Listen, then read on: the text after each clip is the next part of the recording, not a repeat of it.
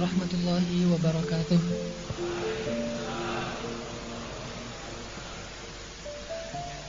Teman-teman yang dirahmati Allah, pertama-tama puji syukur kepada Allah Subhanahu wa taala. Malam ini kita dikasih kesempatan buat nongkrong di sini sambil berthalabul ilmi, mentajdid iman kita, memperbaharui iman.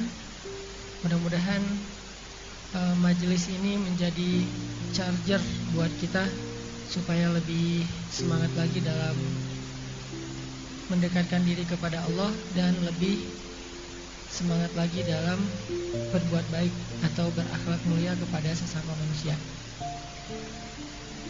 Malam ini kita akan bahas tentang masalah nasihat.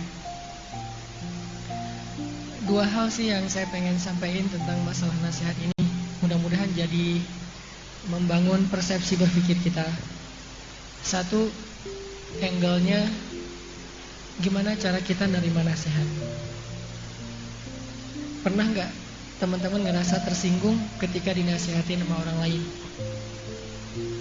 Dinasehatin sama teman, bahkan yang agak kurang pantas dinasehatin sama guru aja tersinggung. Kayak dinasehatin sama dosen, seolah-olah dosen itu hanya boleh ngomong di dalam kelas, di luar kelas gak boleh ngomong gitu. Itu udah urusan masing-masing. Dinasehatin sama ustadz, dinasehatin sama orang tua. Yang pastinya paling tersinggung kalau dinasehatin sama mantan. Apa lu nasihat-nasihat gua gitu. Yang dulu aja belum beres gitu ya. Pernah gak teman-teman ngerasa tersinggung kalau dinasihatin? Walaupun ekspresi tersinggung itu, jelas suaranya? Walaupun ekspresi tersinggung itu beda-beda. Ada yang tersinggung diem, ada yang tersinggung ngebales. Dinasehatin, bales nasihatin. Lo juga gitu. Lo kemarin gini-gini ceritain. Itu namanya apa? Tajassus, mencari-cari kesalahan. Kan tadi ayatnya wala tajassasu, janganlah kalian mencari-cari kesalahan. Karena gak usah dicari juga udah nemu. Manusia itu gak usah dicari kesalahannya pasti nemu. Apalagi dicari, lebih nemu lagi tuh. Sampai ada kasus di zaman Umar bin Khattab. Saya pernah baca udah lama banget nih. Suatu saat Umar itu pernah jalan, terus ngeliat ada orang yang ngelakuin kesalahan. Cuman dia ngelihatnya tuh kayak agak ragu-ragu, jelas gak ya, jelas dari kejauhan. Dan waktu itu tidak ada orang lain yang menjadi saksi, cuma Umar sendiri. Akhirnya kasus itu didiamin sama Umar. Sampai ada orang-orang kemudian mengeluh. Kejadian ini berulang. Baru Umar mengatakan, oh coba kalian datangkan saksi. Ada saksi-saksi ternyata udah kuat. Baru Umar mengatakan, saya juga pernah lihat dulu. Orang-orang tanya, kenapa gak ngomong dari awal? Karena saya tidak mau menyebutkan kesalahan yang belum pasti. Gak mau menyebutkan kesalahan yang gak ada saksinya selain saya sendiri. Saking hati-hatinya. Jadi ekspresi orang tersinggung ketika dinasihatin itu macam-macam. Ada yang diem, ada yang ngebales, ada yang ngebantah, ada yang defense. Enggak kok, enggak kayak gitu. Ada yang langsung misalnya kayak di dalam sosial media dinasihatin, padahal nasihatnya nasihat umum nih, broadcast. Tiba-tiba ada yang live group. Itu ekspresi tersinggungnya, live group. Ekspresi lain itu di blok nomornya. Ekspresi yang lain tuh unfollow. Ini semuanya adalah ekspresi tersinggung ketika dinasihati. Nah, kayaknya nih masalah banyak orang, termasuk saya. Mungkin kita juga ngerasain mudah baper ketika dapat nasihat. Nah, ini kita akan bahas malam ini. Seperti apa caranya kita nerima nasihat biar nggak terlalu baper. Satu. Angle yang kedua, gimana cara kita menasihati? Karena bisa jadi orang yang nerima nasihat itu baper bukan karena nasihatnya, tapi karena caranya. Nasihatnya benar, tapi caranya kurang bijak. Nasihatnya, hadisnya sahih, tapi menyampaikannya dengan cara yang kurang santun. Bukan hadisnya dhaif, bukan ayatnya nggak ada di Al-Quran, ayatnya jelas, bahkan bukan mutasyabihat, ayat yang muhkamat. Arti muhkamat ayatnya udah jelas banget, nggak perlu interpretasi, nggak perlu tafsir juga udah ngerti. Ayatnya jelas, hadisnya sahih, mutawatir pula tuh. Artinya mutawatir, sahihnya tuh dari beberapa jalur, artinya sahih banget lah. Karena sahih juga ada sahih banget. Kalau sahih dia satu jalur. Kalau sahih banget banyak yang bilang itu sahih, berbagai macam jalur riwayat emang sahih gitu. Terus kenapa masih baper? Bisa jadi bukan terhadap isi konten nasihatnya seseorang baper, tapi cara menyampaikannya. Nah, kita akan belajar juga nih etika menyampaikan nasihat dan etika cara menerima nasihat.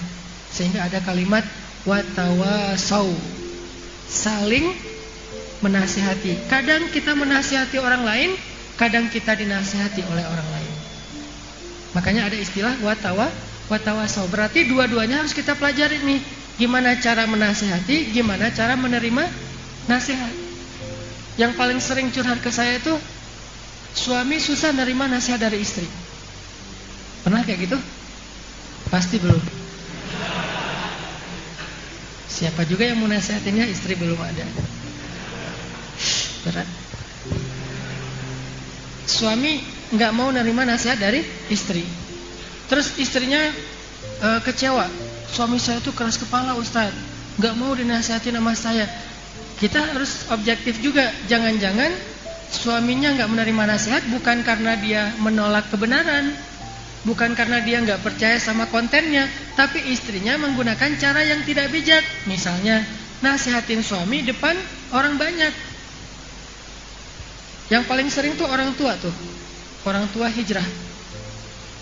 Jadi bukan cuma pemuda hijrah, tapi orang tua hijrah. Kan orang tua hijrah tuh lagi ngejos-josnya ya, lagi semangat-semangatnya nih, lagi kayak puber hadis. Wah, sampein semua hadis. Ada orang tua hijrah, terus lagi ketemu saya misalnya, bawa anaknya tuh ABG, SMP, SMA, bawa anaknya ketemu saya, Ustaz, nasihatin nih anak saya, malas banget sholat subuh. Nasihatnya benar nggak? Benar, tapi caranya tidak menjaga perasaan si anak, dia jadi malu. Sehingga akhirnya dia malas, ilfil, mental, bukan gara-gara nasihatnya salah, tapi cara ibunya terlalu vulgar. Dia menyampaikan kepada orang lain tentang kekurangan anaknya di tempat umum, sehingga ibu-ibu yang lain ikut dengar. Itu sering banget yang kayak gitu. Atau kita ngomongin nasihatin teman kita di tempat umum juga, tapi jelas gitu maksudnya dia. Nah, ini juga apalagi curhat di tempat umum kan, kayak di sosmed curhat, lo bukan segalanya buat gua sekarang misalnya, itu kan kayak pergi saja kau gitu. Apalah bahasa-bahasa kecewa berat. Kan kalau udah kecewa berat udah gak pakai tata bahasa yang benar lagi tuh, apa aja diomongin. Paling ringan bahasanya di status misalnya hasbi Allah gitu. Cukup buat saya Allah, oh ini ada sesuatu nih, gak butuh yang lain. Berarti yang lain itu sudah meninggalkannya atau menikung. Baru hasbi Allah. Kan suka hasbi Allah kalau habis diputusin. Giliran masih jalan kan gak ada hasbi Allah ya, lupa. Giliran diputusin, la tahzan innallaha ma'ana. Kalau dulu Abu Bakar ayat itu bukan ayat putusin, ayat ketika lagi berhijrah terus dikejar sama orang-orang kafir. Kalau sekarang itu jadi ayat saat diputuskan. Pagi diputusin, malam nyari ayat mana yang kemarin pernah dengar, udah lama tuh, udah beberapa tahun yang lalu. Ternyata ada di surat At-Taubah, la tahzan innallaha ma'ana. Langsung taruh status gede di bold, warnanya mencerang lah gitu. La tahzan innallaha ma'ana. Enggak butuh yang lain. Ini teman-teman, kita akan coba belajar nerima nasihat itu gimana, memberi nasihat itu kayak gimana. Nah, sebelum itu coba kita awali dulu dengan merenungkan ayat surat Al-Asr. Kayaknya ini gak perlu buka Quran ya, Al-Asr doang ya. Buka deh. Surat Al-Asr. Ini surat bisa dibilang kalau kata ulama, seandainya di dalam Al-Quran tidak turun surat lain atau ayat lain kecuali Al-Asr, itu udah cukup. Jadi kalau kita misalnya bisa ngamalin surat Al-Asr doang, kayaknya itu udah cukup buat hidup kita dari Al-Quran. Ada juga yang bilang seandainya di Al-Quran tidak turun surat lain selain Al-Fatihah, itu udah cukup. Makanya Al-Fatihah itu disebut juga, jadi Al-Fatihah itu punya banyak nama panggilan. Al-Fatihah, Aka, Al-Fatihah Aka, Al-Kafi, Aka, Asy-Syafi, Akanya tuh banyak, S non S lah. Nah, salah satu nama Al-Fatihah itu Al-Kafi, cukup. Begitu juga Al-Asr. Seandainya di Al-Quran gak turun ayat atau gak turun surat kecuali Al-Asr, itu udah cukup. Saking Al-Asr ini mencakup semua kebutuhan manusia untuk sukses, untuk bahagia. Jadi bisa dibilang surat Al-Asr itu surat pamungkas juga. Surat 1001 curhat Al-Asr jawabannya. Ustaz, saya kalau kayak gini bacain Al-Asr. Punya masalah ini bacain Al-Asr. Punya masalah itu bacain Al-Asr. Karena emang itu jalur kalau kita pengen cara cepat untuk sukses dan bahagia. Coba kita baca sambil merenungkan surat Al-Asr. A'udzu billahi minasy syaithanir rajim. Silakan.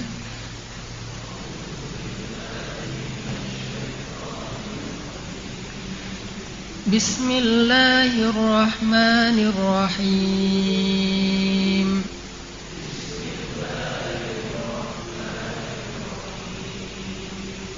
Wal 'ashr. Innal insana lafi khusr.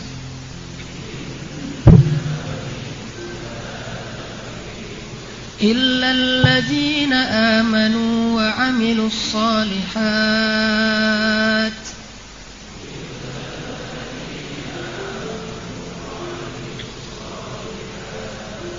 وتواصوا بالحق وتواصوا بالصبر.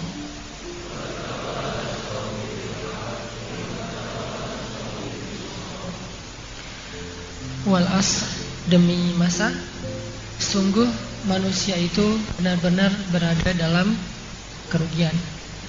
Artinya kalau kita jadi manusia doang, kita bakalan rugi. Maksudnya apa? Kan banyak orang yang bilang manusiawi kan, gitu kan? Ketika misalnya dia tersinggung, manusiawi kan baper, manusiawi kan susah memaafkan, manusiawi kan ngedendam, manusiawi kan misalnya sakit hati, manusiawi kan kalau saya marah. Ya, manusiawi. Tapi tahukah kita, banyak dari sifat-sifat manusiawi itu sebetulnya ngerugiin kita. Makanya Allah bilang, innal insana lafi khusr. Pakai dua kali penegasan tuh. Satu inna, kedua la. Innal insan, sungguh manusia itu lafi khusr, benar-benar dalam kerugian. Kalau dia cuman menonjolkan unsur manusianya. Manusiawi dong kayak gini, memang manusiawi, tapi manusia itu banyak ruginya. Manusia itu halu'a, idza massahu syarru jazua, wa idza massahul khairu manu'a, ajula, dha'ifa. Banyak tuh kerugiannya manusia. Terburu-buru, gak sabar, baru datang langsung lo mau gak sama gua? Langsung kayak gitu, gak ada PDKT dulu, gak ada apa. Kenapa bisa gitu? Udah putus asa, udah mungkin 15 kali ditolak, udahlah saya main cepat aja. Lo mau nggak? Nggak mau. Lo ditanyain, satu kelas ditanyain semua gitu ya. Ini ajula, terburu-buru. Dhaifah, lemah. Tadi lemahnya itu maksudnya gampang baper. Apalagi manu'a, kikir. Itu manusia. Jazua itu suka berkeluh kesah. Nah, ini semuanya sifat manusia. Kalau kita ngandalin unsur manusiawinya doang, kita hidup itu susah. Selalu nge-defense, ngambil reasonnya itu manusiawi nggak sih kalau saya kayak gitu? Emang manusiawi, manusia banget itu. Cuman manusia lebih seringnya lafi khusr, jadi nggak nyaman hidup kita kalau hanya menonjolkan unsur manusianya atau unsur laki-lakinya. Laki-laki banget kan kayak gitu, egois. Atau unsur perempuannya, perempuan banget kan saya perempuan, berarti bapernya, perasaannya peka gitu, sensitif. Nah, artinya kalau kita hanya mengandalkan diri kita sebagai manusia, nggak cukup. Kalau kita pengen bahagia, harus lebih di-upgrade dari manusia menjadi apa? Illal ladzina amanu, menjadi mukmin. Baru dia lebih tough, lebih bisa survive, lebih happy kalau dia menjadi mukmin, bukan menjadi insan. Makanya Nabi bilang, ajaban li amril mukmin. Menakjubkan banget urusan orang yang beriman itu. Ajib pokoknya. Orang beriman itu ajib kata Nabi. Ajaban li amril mukmin. Inna amrahu kulluhu khair. Semua urusan dia itu baik. Kalau orang doang, kalau manusia doang nggak bisa kayak gitu. Cuma orang mukmin yang bisa kayak gitu. Inna amrahu kulluhu khair. Semua urusan dia itu baik. Idza asabathu sarra syakara fakana khairal lah. Wa in asabathu dharra sabara fakana khairal lah. Wa laisa dzalika li ahadin illa lil mu'min. Kalau dia dapat kebaikan dia bersyukur, itu baik. Kalau dia dapat ujian dia bersabar, itu juga baik. Dan itu tidak akan dirasakan kecuali oleh orang mukmin. Makanya Allah bilang illal ladzina amanu. Jadi jangan cuma ngandelin manusiawi enggak sih? Kan manusiawi, enggak. Tapi andalkan juga upgrade diri dari seorang insan menjadi seorang mukmin. Dalam segala urusan jadi mukmin, jangan cuma jadi insan. Kayak misalnya dalam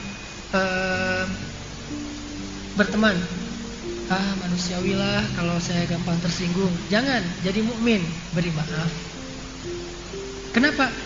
Apa mudahnya memaafkan bagi orang beriman? Karena dia yakin kalau kita ngasih maaf kepada orang lain, Allah ngasih kita maaf 10 kali lipat minimal. Emangnya kita nggak punya dosa? Dan apakah kita nggak ngerasa butuh diampuni dosanya oleh Allah? Mungkin cara kita dapat ampunan dosa dari Allah itu bukan dengan beramal soleh.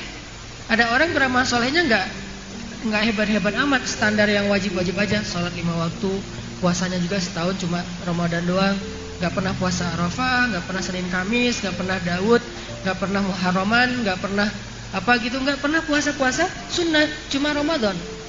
Itu juga diqadha. Asal Ramadan sakit. Ada juga yang kodoknya tuh kayak istiqomah gitu. Ramadan pasti yang akhir-akhir dikodok. Kenapa? Mudik. Saya beberapa kali mudik ke Jawa Timur tuh ngelihat di jalan-jalan pada minum es degan, es kelapa gitu. Rame-rame tuh di Pantura. Kenapa? Musafir. Ya. Akhirnya saya ikut juga. Musafir juga. Nah, ini kan artinya ibadahnya nggak keren-keren amat sih, standar-standar aja yang wajib. Sholat 5 waktu. Enggak tahajud. Kapan terakhir kamu tahajud? Enggak ada terakhirnya, emang enggak pernah. Enggak pernah tahajud, enggak pernah duha. Salat 5 waktu enggak ada ba'diyah, enggak ada qobliyah. Standar-standar aja. Kenapa dia kok pas di akhirat duluan masuk surganya? Karena dia sedikit dosanya. Kenapa sedikit dosanya? Karena sudah dimaafin sama Allah. Gimana cara dimaafin? Padahal dia enggak pernah diuji dan dia juga enggak punya amal soleh. Ternyata Allah memaafkan kesalahan dia itu karena dia sering maafin kesalahan orang lain. Yang mukmin. Makanya Aisyah pernah bilang, Aisyah radhiyallahu anha, ketika ditanya, "Ya Aisyah, siapa orang yang paling dulu masuk surga?" Orang yang nanya ini nebak, oh jangan-jangan yang paling banyak tahajud. Oh jangan-jangan yang berjihad. Oh jangan-jangan imam yang adil. Oh siapa yang keren-keren gitu. Ternyata enggak. Apa kata Aisyah? Orang yang paling duluan masuk surga adalah orang yang paling sedikit dosanya. Jadi yang duluan masuk surga itu bukan yang paling banyak amal sunnahnya. Saya pertegas ada kalimat sunnah, karena yang wajib mah udah nggak ada tawar menawar ya. Orang yang paling duluan masuk surga bukan yang paling getol ibadah sunnahnya, tetapi orang yang masuk surga duluan yang paling sedikit dosanya. Ya, kita dengarkan azan dulu. Nanti mungkin isyaknya ditaati teman-teman yang dirahmati Allah Subhanahu wa taala.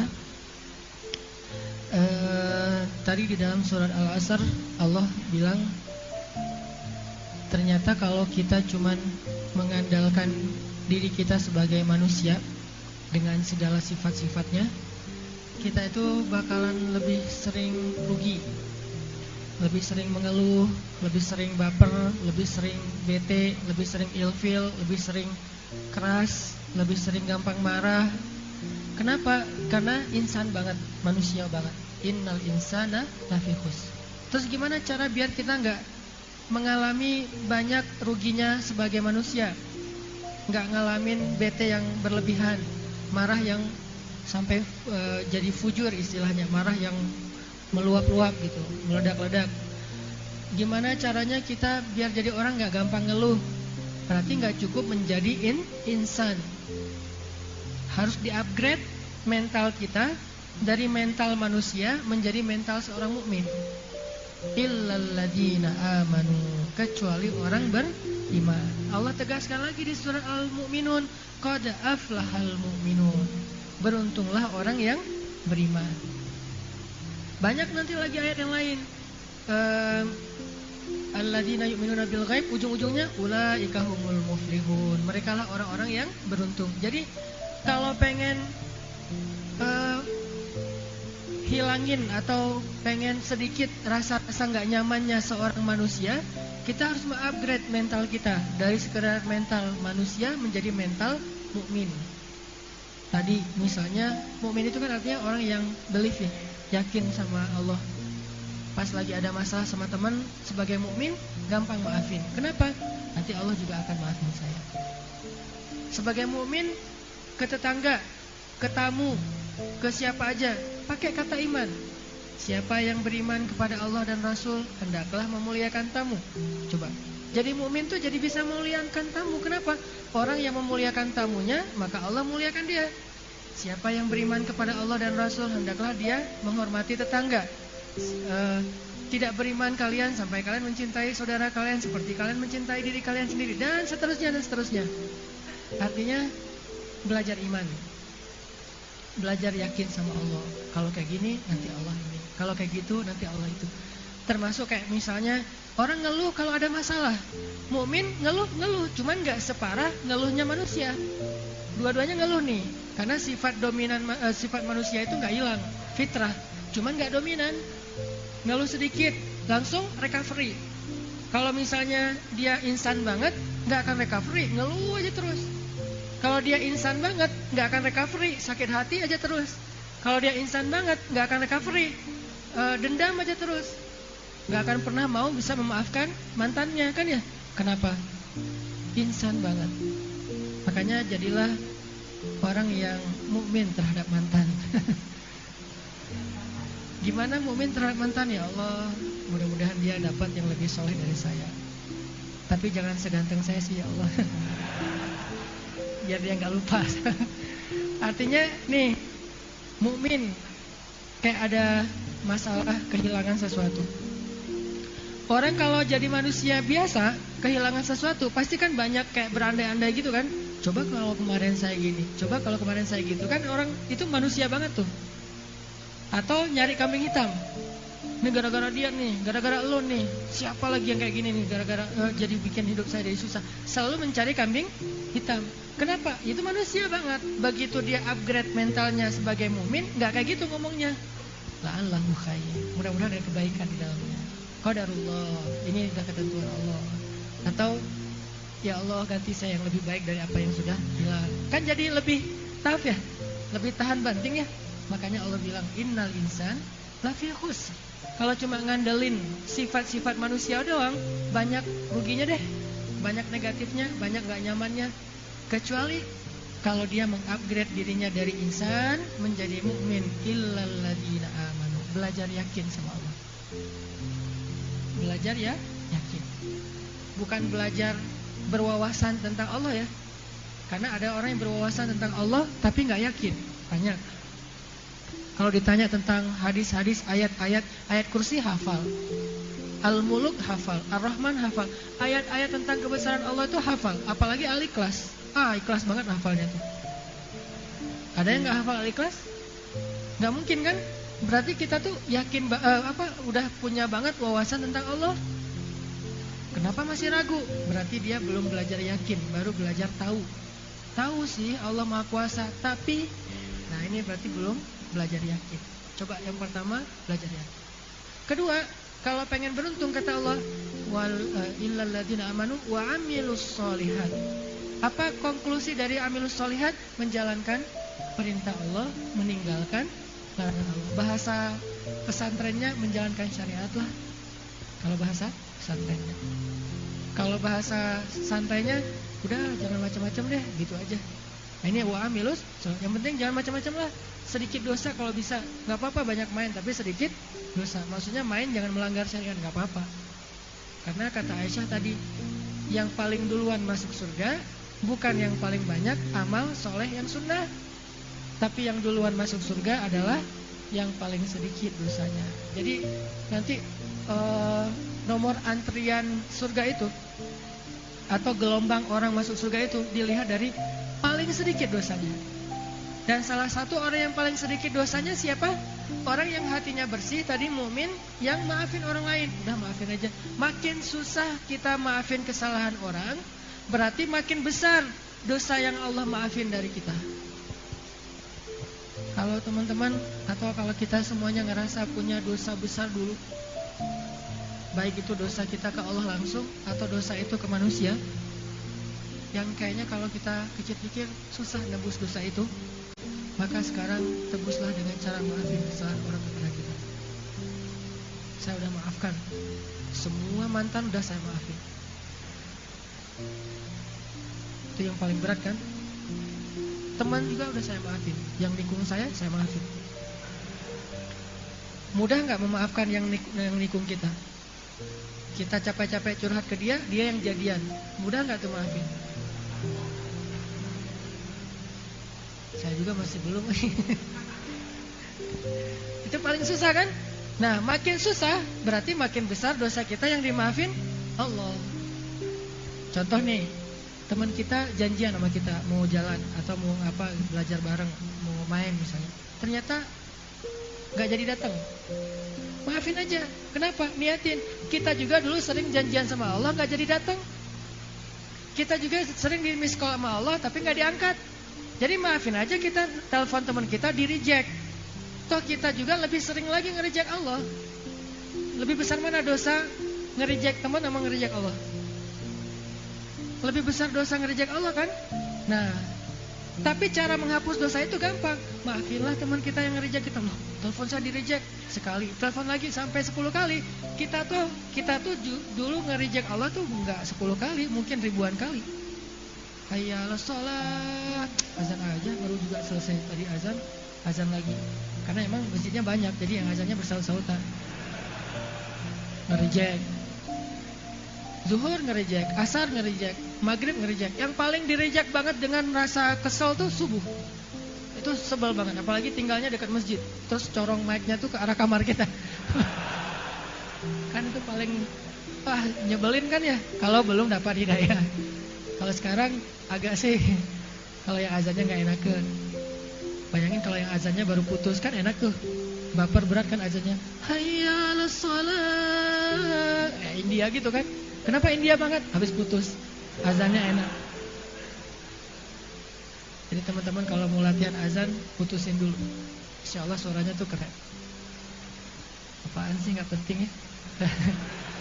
Ini yang kedua ya, beramal soleh. Beramal soleh itu bahasa gampangnya, udah gak usah macam-macam deh, ikutin aja yang benar. Dua. Ternyata gak cukup dua itu, beriman dan beramal soleh. Kenapa? Kenyataannya pertama iman, yazidu wa yanqus. Iman itu kenyataannya bertambah dan berkurang. Itulah fluktuasi iman itu adalah keniscayaan, realita itu udah pasti kayak gitu tuh. Semua iman kecuali iman Nabi yazidu wa yanqus. Sahabat juga kayak gitu, imannya yazidu wa yanqus. Buktinya ada sahabat yang curhat ke Nabi, ya Rasulullah, saya tuh kalau ketemu sama Nabi, dekat sama Nabi, lagi bareng sama Nabi tuh iman naik. Begitu pulang iman langsung turun. Gimana dong, masa saya harus sama Nabi terus? Nah, kata Nabi, seandainya iman kalian naik terus, stuck gitu, minimal stuck lah. Kalau bisa naik terus, pasti kalian akan melihat malaikat dan berjabat tangan sama malaikat. Kalau iman kita bisa naik terus nih, kita akan punya kelayakan level yang bisa jabat tangan sama malaikat. Sampai ke level bisa ngelihat malaikat. Siapa orang yang bisa ngelihat malaikat selain Nabi? Maryam lagi nongkrong nih di mihrab, duduk lagi nongkrong di mihrab berzikir itu. Iman Maryam tuh kan nggak turun ya, naik terus, bahkan nggak flat. Jadi naik terus frekuensinya tuh. Hari ini lebih yakin daripada kemarin, lusa lebih yakin daripada hari ini. Terus naik sampai ke level apa? Ke level malaikat bisa ketemu sama Maryam, Jibril turun. Jadi bukan malaikat nggak mau nemuin kita kurang selevel sama malaikat. Ah, siapa sih lo? Gitu. Kalau kita pengen ketemu malaikat, ini Mikail, ya. Berarti imannya harus naik terus nih. Kalau enggak, bisa ketemu malaikat Israel tapi. Nah, makanya teman-teman, kata Rasul, kalau iman kamu naik terus, kamu akan bisa ngelihat malaikat dan kamu bisa jabat tangan sama malaikat, salaman, bayangin, malaikat gitu ya. Cuman kan kata Nabi, walakin sa'atan fasa'atan. Ada waktunya naik, ada waktunya turun. Sa'atan fasa'atan. Itulah realitas dari iman. Nah, karena iman itu yazidu wa yanqus, karena amal soleh juga kadang khusyuk ibadahnya, seringnya enggak. Coba bayangin dalam sholat kita 4 rakaat, berapa rakaat khusyuknya? 4, Ustaz. Oh gitu ya, hebat. Rata-rata kan kalau saya nih ngerasa seringnya malah gak khusyuk. Walaupun sesekali khusyuk sombong gitu. Apaan sih nih orang sholat kok garuk-garuk? Padahal baru kali itu kita sholatnya yang khusyuk, biasanya juga garuk-garuk. Kan kadang-kadang kita ngerasa kayak sombong gitu pas lagi ngejos ya. Kalau kita lagi ngejos semua orang neraka kan. Baru hijrah, saya dulu kan pernah ngalamin kayak gitu, masa-masa puber spiritual. Baru hijrah SMA nih, satu rumah itu neraka semua. Bapak neraka, ibu neraka, kakak neraka semua. Apa kalian ahli neraka semua? Gitu, dimarah-marahin di rumah teh semuanya. Belum bijak, karena masih semangat, merasa dirinya yang paling pantas masuk surga. Tapi kenyataannya kita sering, ibadah kita juga gak selalu benar, ibadah kita juga gak selalu berkualitas. Makanya ada doa setelah ibadah, bukan doa setelah berbuat maksiat. Kalau doa setelah berbuat maksiat, astagfirullah, Allahumma atubu ilaik dan seterusnya. Ada doa minta maaf kepada Allah tapi habis beribadah. Apa doanya? Rabbana la tu'akhidna in nasina au akhtana. Itu kan doa habis beramal soleh. Habis beramal soleh masih minta ampun. Kenapa? Karena amal soleh kita juga gak selalu baik, gak selalu berkualitas. Nah, gimana caranya nih? Iman sifatnya naik turun, padahal pengennya sih stabil. Amal soleh sifatnya sering kurang daripada berkualitas. Makanya butuhlah yang ketiga, wa tawasau bil haq wa tawasau bis sabr. Butuh yang namanya wasiyah. Bahasa lainnya mauizah, bahasa lainnya nasihat. Terus jadi bahasa Indonesia nasihat. Untuk apa? Untuk menjaga dua, yang pertama menjaga iman dan menjaga kualitas amal soleh. Butuh yang namanya nasihat. Sehingga orang yang tidak menerima nasihat, gak mungkin dia menjaga imannya, gak mungkin dia menjaga amal solehnya. Pasti itu satu paket. Gak mungkin dia bilang, udah gak usah nasihatin gua, urus aja diri sendiri. Terus gimana kamu akan mengurus diri kamu sendiri kalau gak dinasihati? Gak bisa. butuh nasihat tetap dari orang lain yang mungkin lebih tua dari kita secara usia, lebih bijak dari kita secara pemahaman, lebih banyak ilmu dari kita, lebih banyak pengalaman dari kita, atau minimal dia lagi normal, kita lagi ada masalah nih, dia yang menasihati kita dalam kondisi itu. Tetap butuh untuk menguatkan kita. Jangankan kita, Nabi aja butuh nasihat, walaupun yang nasihatin Nabi Allah. Nabi pernah merasa lemah? Pernah. Cuman lemahnya Nabi itu nggak kayak lemahnya kita. Kalau lemahnya kita tuh kan sampai ke tingkat fatal ya, ragu sama Allah. Apa sih maunya Allah? Sampai gitu kan? Allah kayaknya nggak rela nih saya jadi orang benar. Sampai gitu kalau kita. Kalau Nabi nggak sampai gitu. Lemahnya Nabi itu lebih ke sedih, ngerasa berat, ngerasa terbeban. Itu pernah. Buktinya turun ayat Inna a'tainakal kautsar. Itu kan ayat buat Nabi lagi lemah.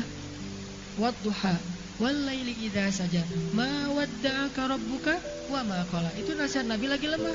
Ya ayyuhal muzammil. Itu nasihat ketika Nabi lagi lemah. Toh Nabi juga butuh nasihat, apalagi kita sebagai umat Nabi. Kalau Nabi dinasihati oleh Allah dan Jibril, kalau kita dinasihati oleh Nabi dan ulama atau orang tua atau teman kita. Jadi yang perlu kita sadari teman-teman tentang nasihat, nasihat itu kebutuhan kita. Sehingga kalau kita dapat nasihat, kita untung. Kenapa orang baper ketika nerima nasihat? Karena dia ngerasa nasihat itu bukan kebutuhan. Ngapain sih nasihat-nasihatin gua? Kayak seolah-olah nasihat itu kayak ngasih ke orang lain, padahal orang lain yang ngasih ke kita. Nasihat itu kayak ngasih barang berharga ke kita. Gitu mindset yang kita coba bangun. Sehingga kalau orang nasihatin kita, dia kayak ngasih hadiah. Bisa gak kita nerima nasihat? Alhamdulillah makasih ya gitu. Kayak dikasih hadiah. Tapi kalau mindset kita nasihat itu kayak minta sesuatu dari kita, apa-apaan sih lo? Kan gitu ya. Atau ngasih masalah buat kita, seolah nasihat itu ngasih beban. Bukan. Nasihat itu kebaikan. Sehingga kata Nabi, terimalah kebaikan itu walaupun dari lisan seorang budak Habasyah. Karena nasihat itu kebaikan. Jadi kalau kita dapat nasihat dari orang lain, kita anggap kita dapat kebaikan dari orang itu. Terserah urusan dia ikhlas nggak ikhlas, dia punya niat baik atau sebetulnya ada udang di balik batu, itu mah urusan dia. La nahkum illa bizzawahir. Kita tuh cuma ngelihat yang tampak doang. Tampaknya apa? Yang zahirnya. Dia menasihati, udah, nggak usah terlalu curiga. Ijtanibu katsiran minadh-dhon. Jangan prasangka. Kayaknya dia nggak senang banget sama saya. Enggak, jangan menebak-nebak isi hatinya. Lihat saja isi nasihatnya. Kalau dia nasihatnya baik, ambil aja. Walaupun isi hatinya mungkin dia emang seneng banget jari-jari kesalahan kita, itu urusan dia.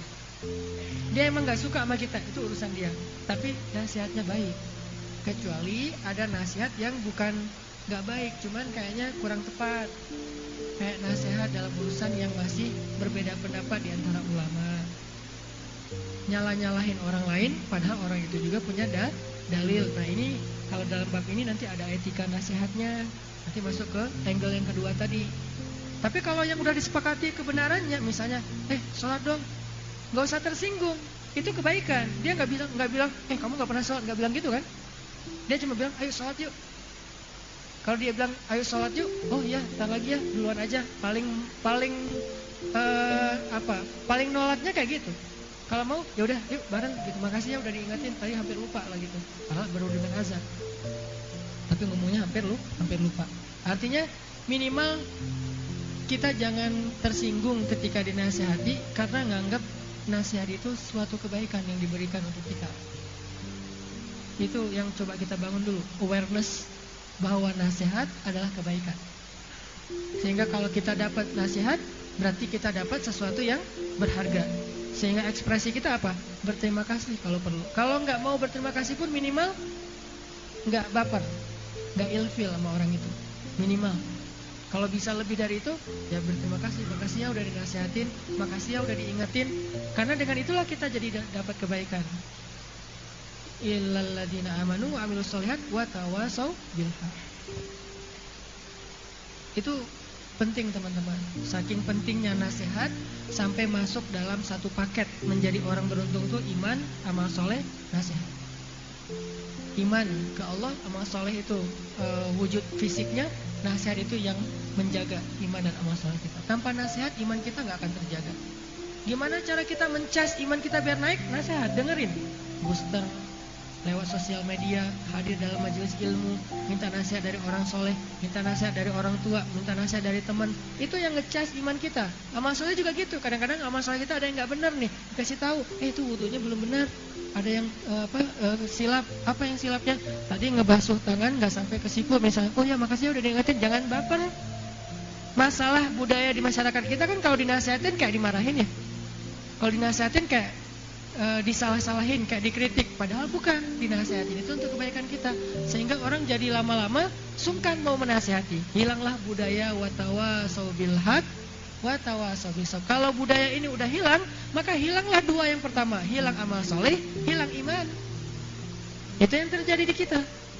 Gara-gara budaya watawasau bil haq itu enggak lagi jadi sesuatu yang nyaman, sesuatu yang ramai, sesuatu yang disukai, akhirnya amal soleh jadi berkurang.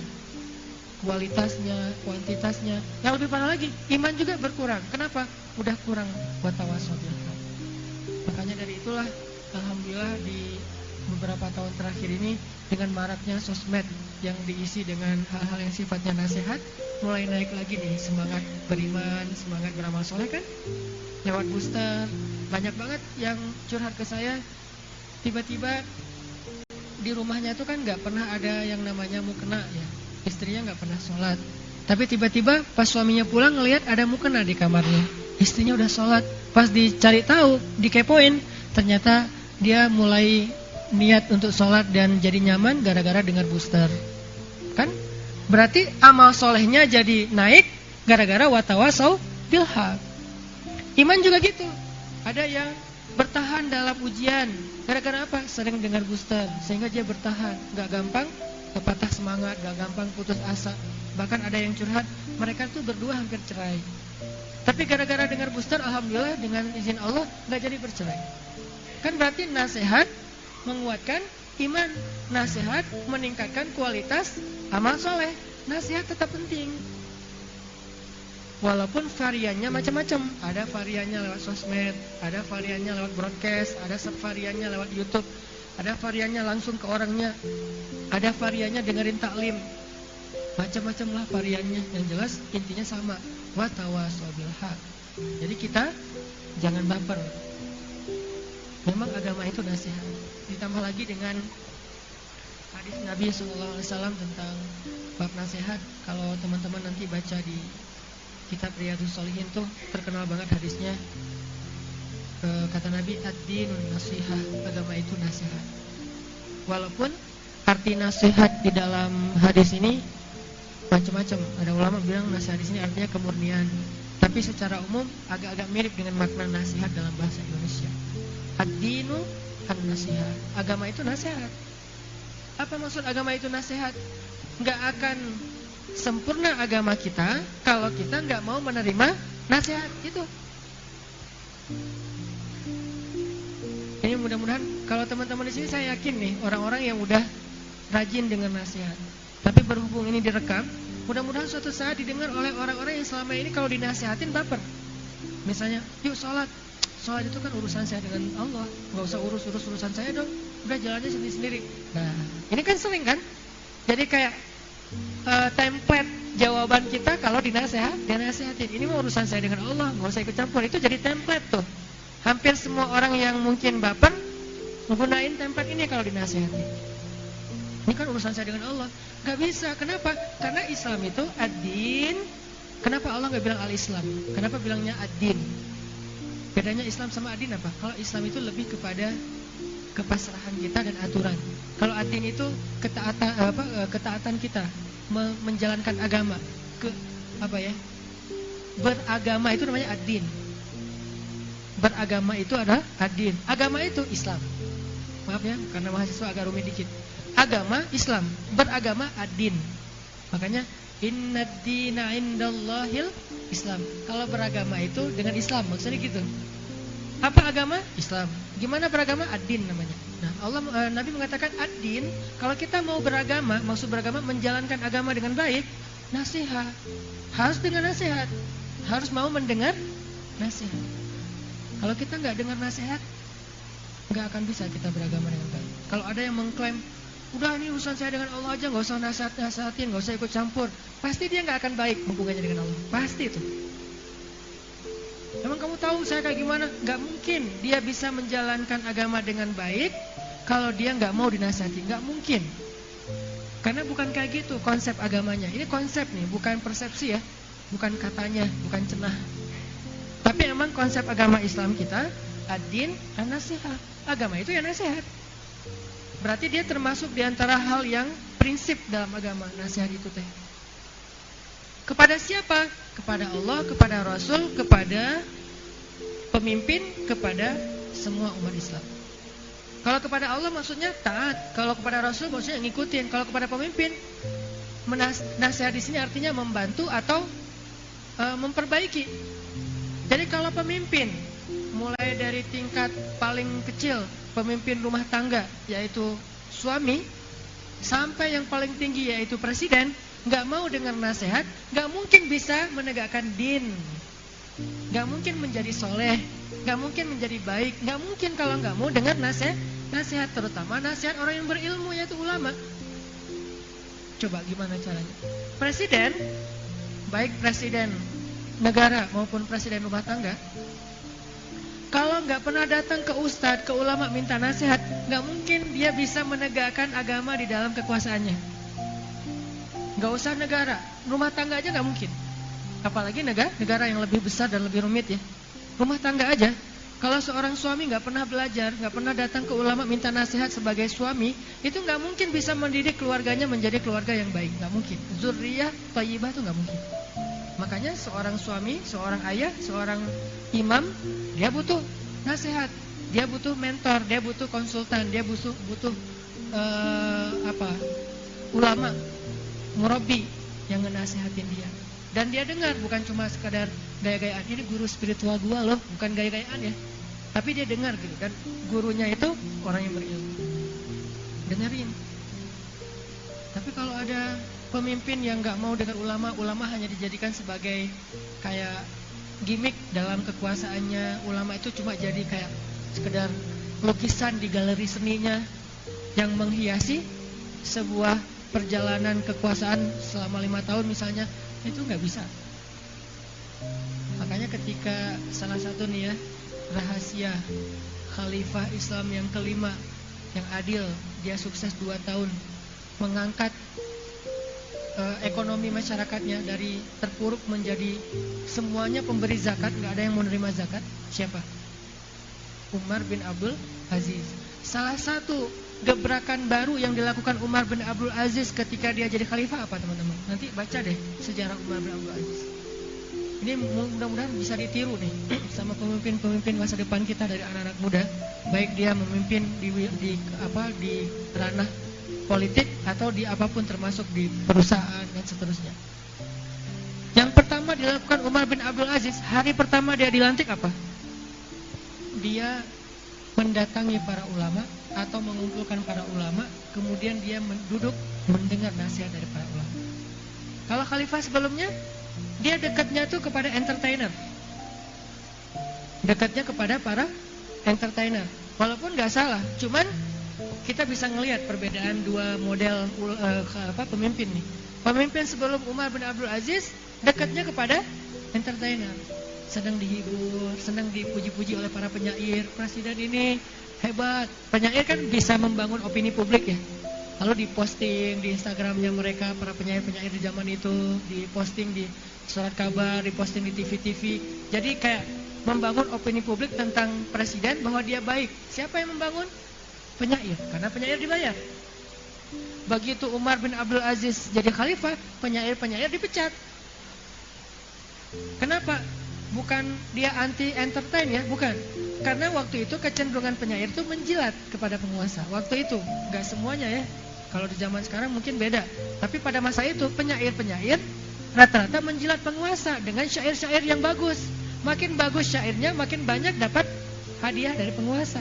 Jadi penguasa itu kayak ngasih bonus terus. Siapa yang bisa bikin puisi-puisi yang keren, siapa yang bisa bikin esai, tulisan-tulisan yang bagus, diposting di sosial media, diundang ke istana, dibayar, dikasih hadiah, terus jadi selebgram. Zaman dulu kayak gitu. Sehingga pas Umar bin Abdul Aziz jadi khalifah, tuh penyair dipecat sama dia. Digantilah dengan ulama. Ulama nggak mau menjilat. Karena ulama ketika dibayar oleh khalifah, mereka tersinggung. Jangan bayar kami gara-gara nasihat. Jangan bayar kami gara-gara menyampaikan kebenaran.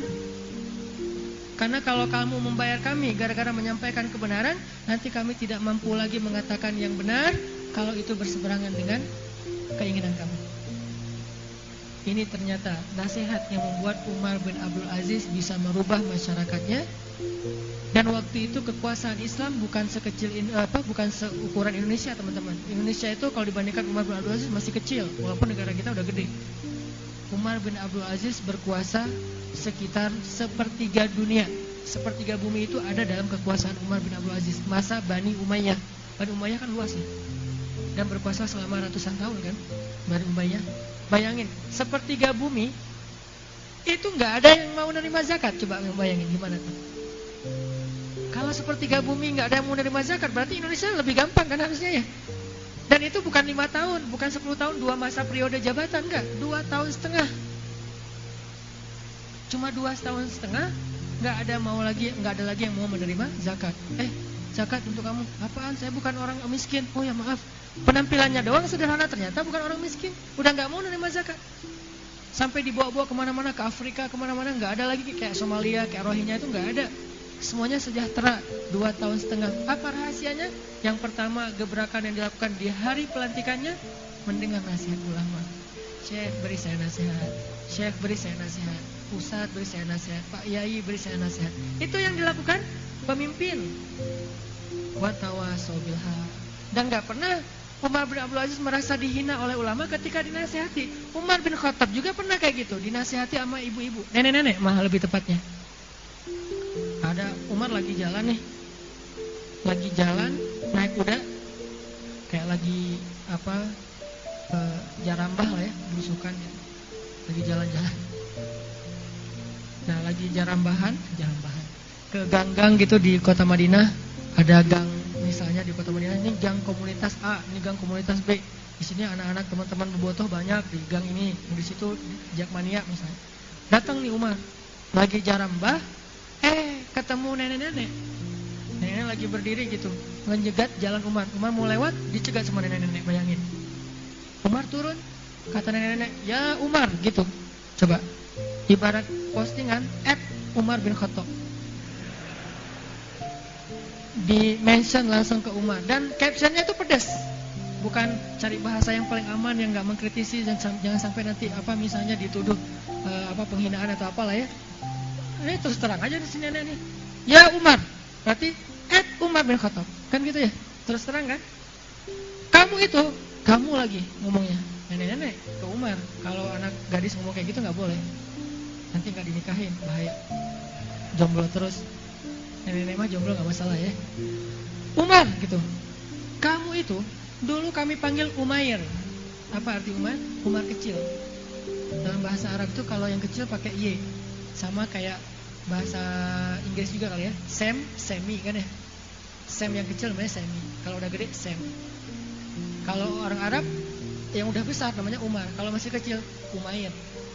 Jadi Umar kecil. Kamu tuh dulu cuma Umair, anak kecil, anak ingusan kalau bahasa kita. Tiba-tiba Allah beri kamu fisik yang gagah sehingga kamu tumbuh jadi orang yang hebat, maka kami pun memanggilmu Umar. Lalu Allah memberikan kepada kamu hidayah sehingga kami memanggilmu Al-Faruq, yang membedakan hak dan batil. Lalu Allah memberi kamu lagi kekuasaan sehingga kami memberi kamu gelar Amirul Mukminin. Ya Umar, tahu dirilah kamu siapa kamu sebenarnya. Cuma Umayyah. Allah yang membuat kamu menjadi Umar, membuat kamu jadi Faruq, membuat kamu jadi Amirul Mukminin. Bukan kamu hebat, Allah yang hebat. Ya Nek, kata Umar. Pengawal-pengawalnya Umar, nih para pas pampresnya Umar nih, sama forridernya kan banyak depan tuh.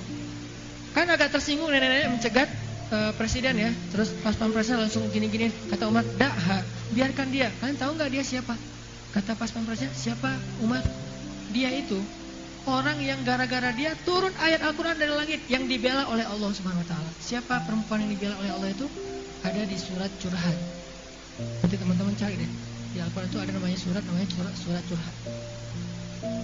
Surat apa? Al-Mujadalah. Artinya curhat kan?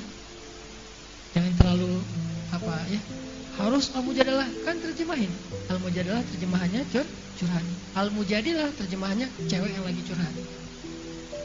Surat curhat. Ayat pertamanya aja apa?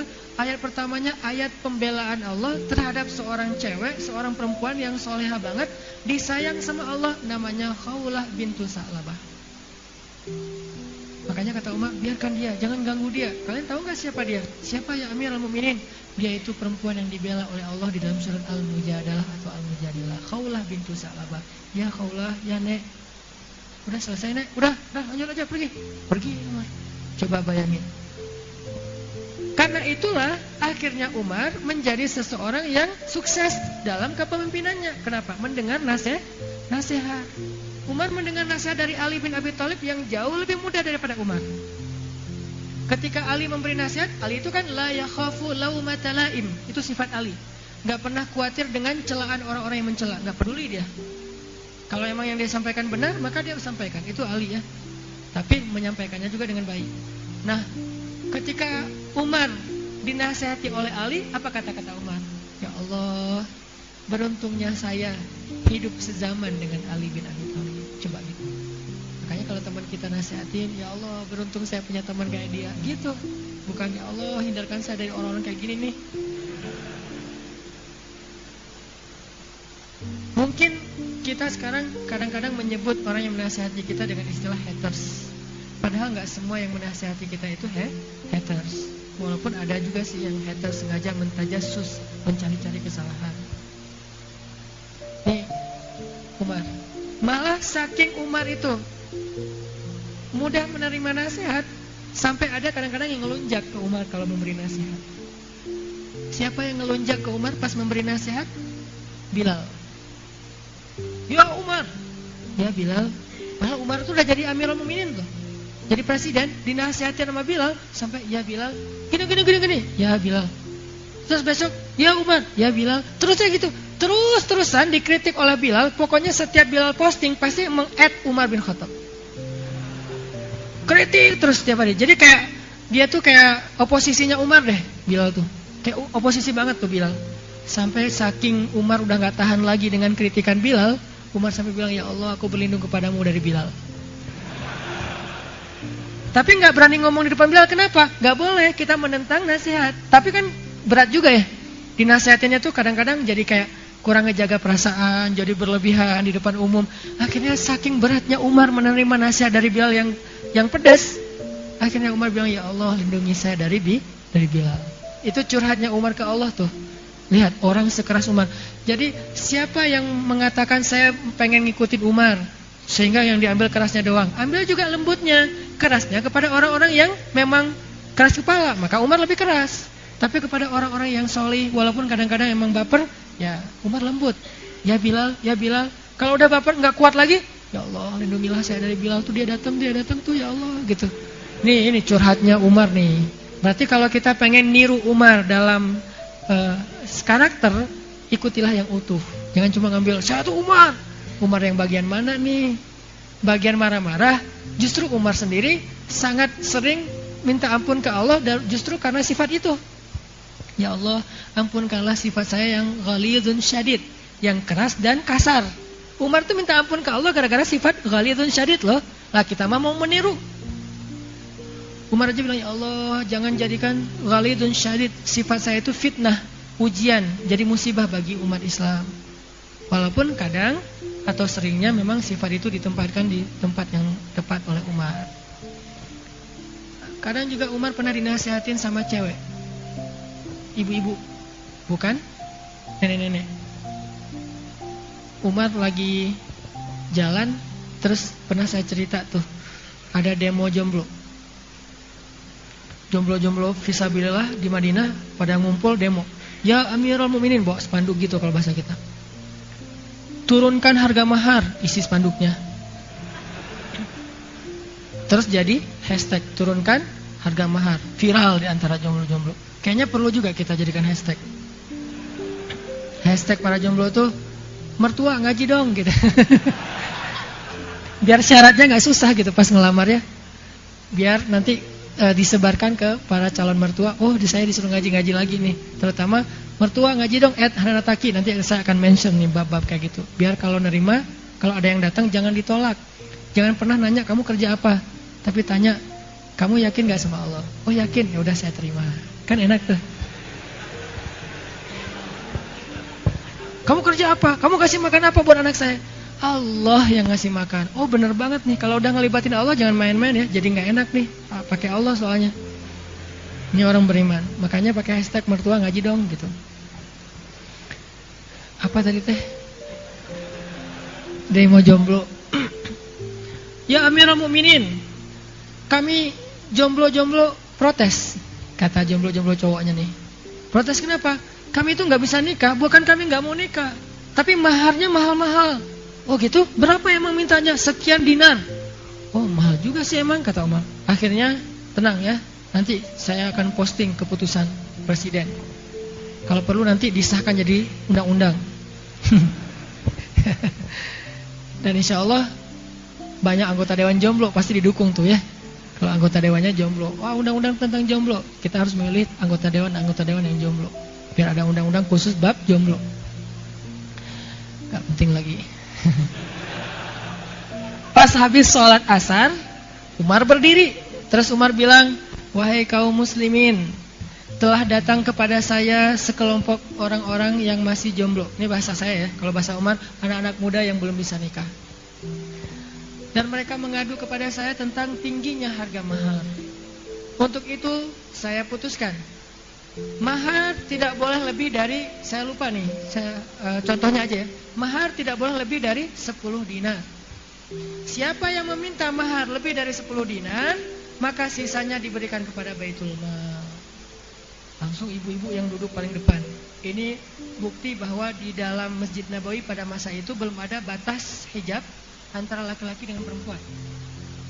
Kapan muncul hijab?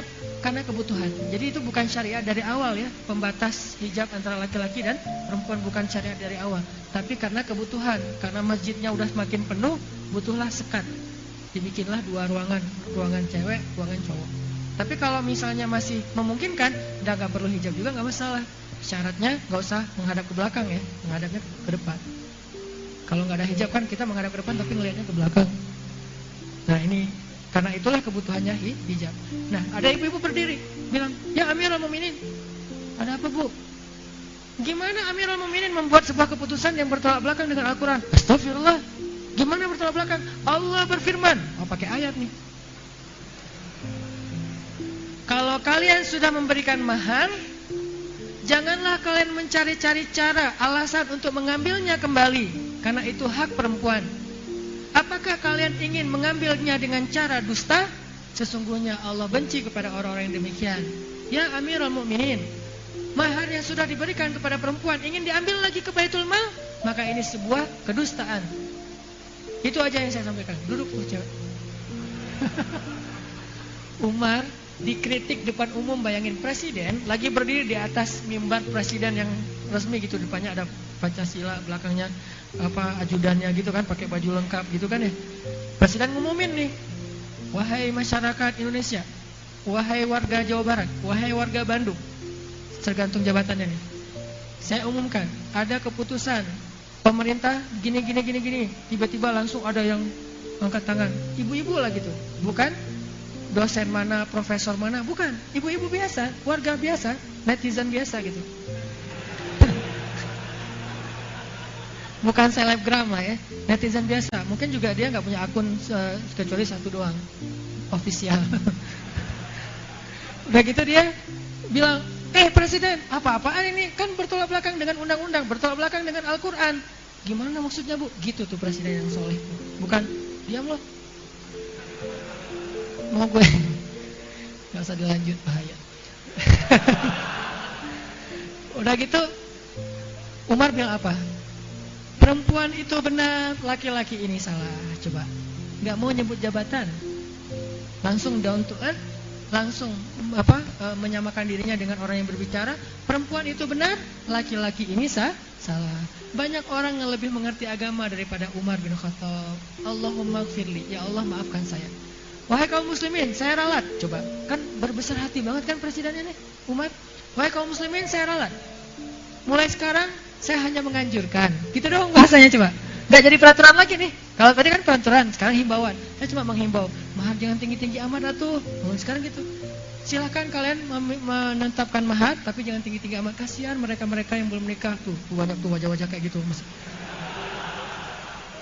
Nah ini mah gimmick dari saya ya gitu. Gak gitu-gitu amat sih adegannya. Maksudnya saya ralat, sekarang saya cuma menghimbau mahar jangan tinggi-tinggi. Oke? Oke, udah selesai gitu aja. Turun Umar bin Khattab, cewek-cewek ibu-ibu di belakang pada senyum-senyum. Istrinya Umar, Atikah, apakah dia tanda ini ibu yang mana tuh yang kritik suami saya? Enggak. Ibu presiden nih, ibu negara nih. Enggak nandain si ibu-ibunya teh, jangan masukin ke PKK. Enggak, sama sekali. Pokoknya keluarin, oh ternyata pengurus PKK, ya, bidang apa? Bidang sosial. Oh, udah cabut aja, ganti pengurus yang lain. Enggak. Nih istrinya presiden, Atikah justru duduk di sebelahnya ibu itu. Ditepuk-tepuk pahanya. Maksudnya makasih ya gitu coba. Luar biasa kan presiden sama ibu negaranya. Ini nasihat. Dan inilah rahasia suksesnya Umar bin Khattab sampai bisa membebaskan Al-Aqsa, Mesir, Suriah, Yaman dan seterusnya. Kenapa? Mau mendengar nasihat dalam kasus-kasus yang besar. Banyak lagi nanti kasus-kasus kecil gimana orang zaman dulu tuh menganggap nasihat itu memang barang yang paling berharga. Hasan al-Basri, Ibnu Mubarak. Tahu Ibnu Mubarak? Ibnu Mubarak itu julukannya Syekhul Islam. Ada dua ulama yang dijuluki Syekhul Islam. Satu Ibnu Mubarak, satu lagi Ibnu Taimiyah. Menurut kesepakatan ulama, Ibnu Mubarak ini lebih utama daripada Ibnu Taimiyah, ilmunya dan segala macamnya. Jadi dia dulu baru Ibnu Taimiyah. Ibnu Mubarak ini ulama yang saya kenal nih, ulama paling kaya sepanjang sejarah Islam. Paling kaya banget. Dan kerjaannya ngapain? Setahun berhaji, setahun berjihad. Selain ulama, pedagang sukses, kaya raya banget, dia juga seorang gladiator. Kalau dalam peperangan, berjihad melawan orang-orang yang menjajah negara Islam, kalau lagi ada peperangan itu kan suka ada duel dulu ya. Kalau di zaman Nabi yang selalu jadi tukang duel itu siapa? Ali. Itu kan jagoannya Nabi banget tuh. Nah, di zaman itu alinya zaman mereka adalah Ibnu Mubarak. Ketika orang lain gak berani menantang musuh yang terkenal paling jago berantem, gak ada yang bisa ngalahin, Ibnu Mubarak yang maju. Pernah dia ngelawan 10 musuh sendiri dalam duel. Ada 10 musuh, siapa yang berani ngelawan kami? Berharap 10 orang dari kaum muslimin yang duel, jadi 1 lawan 1. Enggak, ternyata 1 orang doang. Biar saya aja sendiri. Itu 10 orang musuh lawan 1 lawan 10, itu habis di tangan Ibnu Mubarak. Jadi jago tarung, pokoknya MMA banget lah ya. Segala macam mixed martial art lah. Dia, lo apa? Muay Thai? Ah, tenang aja. Lo wushu misalnya. Lo apa misalnya? Ya. Enggak, kalau silat mah keren. Nah gitu, jadi artinya segala macam pertarungan Ibnu Mubarak tuh, pedang, tombak, segala macam. Ibnu Mubarak itu seorang ulama besar, pedagang sukses, petarung luar biasa, tapi orang yang sangat lembut. Dulu tuh bisa memadukan dua hal yang menurut kita sekarang nggak bisa dipaduin lagi. Kayak misalnya ulama, pedagang, prajurit, ulama, kayak nggak bisa dipaduin kan ya. Termasuk prajurit tangguh tapi lembut. Kayak hal-hal yang kayaknya zaman sekarang tuh jadi absurd gitu. Ternyata dulu bisa. Yang mau diceritain tuh bukan itu, banyak banget nih pendahuluannya. Ibnu Mubarak itu pernah jalan dari Irak ke Madinah. Irak Madinah itu kalau naik pesawat kurang lebih 2 jam. 2 jam berarti Jakarta Surabaya, Jakarta Medan. Kalau kita jalan naik onta Jakarta Medan kira-kira berapa hari? Seminggu ya. Naik mobil aja 2 hari 3 malam ya, atau 2 hari 1 malam. Pokoknya lama aja. Jakarta Medan itu jalan naik onta, hanya pengen ketemu gurunya Ibnu Mubarak. Siapa gurunya Ibnu Mubarak? Hasan al-Basri. Terkenal di Madinah ada ulama yang soleh, yang bijak. Akhirnya Ibnu Mubarak dari Irak, kalau nggak salah dari Basrah ke Madinah naik onta. Seminggu Sampai di Madinah, ketemu Hasan Al-Basri di jalan. Mungkin Hasan Al-Basri juga baru keluar dari majelisnya, ketemu, oh itu Hasan Al-Basri, dikejar sama Ibnu Mubarak. Hasan Al-Basri di atas onta juga, Ibnu Mubarak di atas onta. Ketemu, Syekh, tunggu saya, anzur nih, tungguin. Ada apa? Siapa kamu? Saya Abdullah Ibnu Mubarak. Oh ya, waktu itu belum terkenal Ibnu Mubarak. Nanti setelah Hasan Al-Basri wafat baru dia terkenal. Syekh, saya datang dari Basrah, dari Irak. Boleh saya minta nasihat dari Syekh? Coba bayangin, belum turun dari onta, belum istirahat, belum check in, belum traveloka segala macam, langsung nanya nasihat. Coba, boleh saya minta nasihat dari Syekh? Oh boleh, beri saya nasihat. Kata Hasan Al-Basri, tinggalkan berbisnis dengan 9 orang jika itu merugikan 1 orang. Maksudnya apa? Kan kita kadang-kadang dalam berbisnis, dalam berdagang, dalam bekerja itu suka bilang, kan ada banyak manfaatnya, padahal ruginya juga ada kan ya. Jangan sampai kita gara-gara menguntungkan 9 orang, merugikan 1 orang. Tinggalkanlah dagang, transaksi, bisnis dengan 9 orang, kalau itu ngerugiin 1 orang aja. Maksudnya, kalau bahasa fikihnya, waro. Tinggalkanlah kebaikan, kalau itu ada sedikit keburukan. Waro namanya. Gitu Syekh, ya. Assalamualaikum, waalaikumsalam. Syekhnya pergi, dia pulang lagi ke Basrah. Bayangin, jauh-jauh dari Jakarta ke Medan, cuman pengen dapat 1 kalimat sederhana, yang itu bisa googling atau? Coba ya, kita kadang googling aja males. Ini mah jalan dari Jakarta ke Medan atau sebaliknya. Cuma pengen dapat, tinggalkanlah berdagang dengan 9 orang, yang itu bisa ngerugiin 1 orang. Siap Syekh. Assalamualaikum, waalaikumsalam, pulang dia. Di tengah jalan pulang ke Basrah ketemu orang.